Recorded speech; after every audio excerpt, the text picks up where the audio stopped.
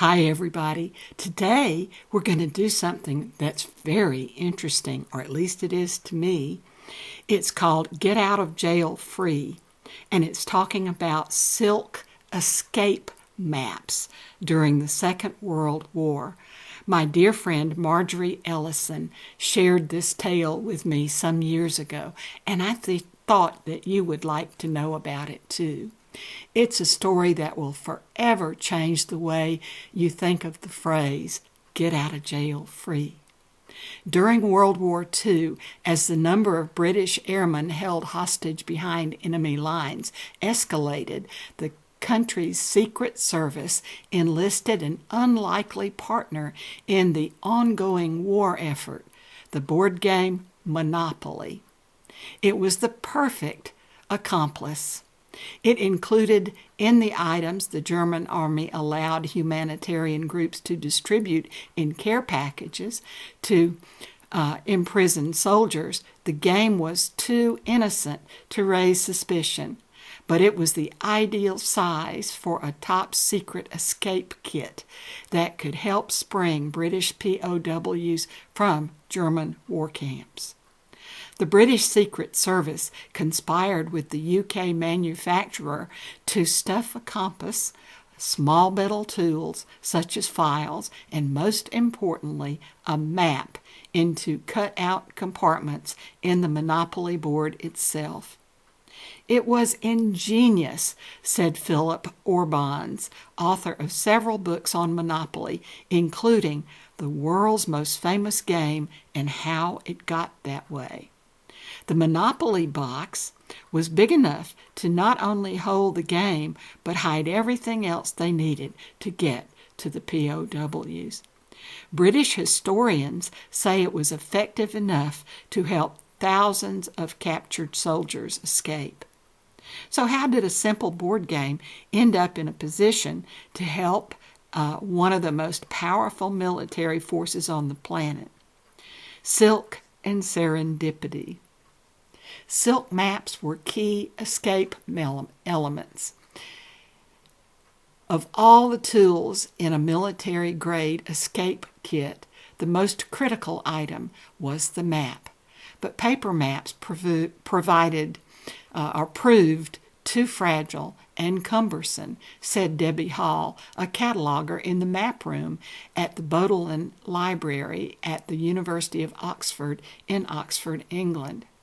For hundreds of years, even before World War II, silk was the material of choice for military maps, Hall said, because it wouldn't tear or dissolve in water as easily as paper and was light enough to stuff into a boot or a cigarette packet. Unlike maps printed on paper, silk maps also wouldn't rustle and attract the attention of enemy guards. Initially, they had some problems printing on silk, Hall said, but it's quite technically challenging. But then M19, the British Secret Service unit responsible for escape and evasion, found the one British company that had mastered printing on silk, John Waddington Limited, a printer and board game manufacturer that also happened to be in the UK licensee for the Parker Brothers game Monopoly.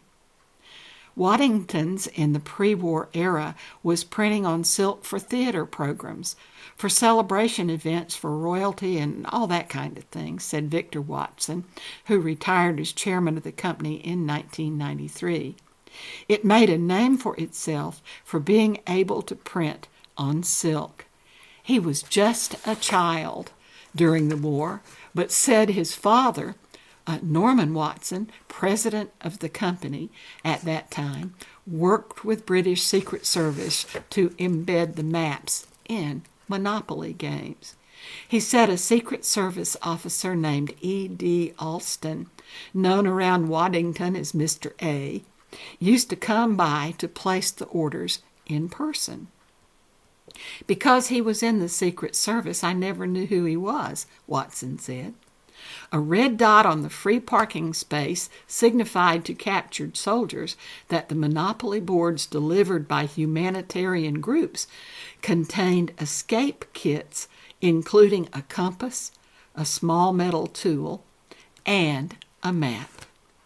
Watson said his father formed a small division of the company that first printed silk and rayon maps for the British military and later embedded escape kits in hundreds of Monopoly games. Before leaving for missions, British airmen were told that if they were captured, they should look for escape map and kits in Monopoly boards and other games delivered by charity groups.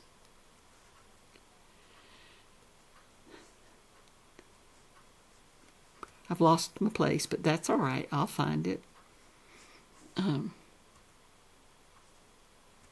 We'll stop here, and this is the first part of, I think, 3 parts of this speech, Alistair. Thank you so much, everybody, for listening. Do join us again next time.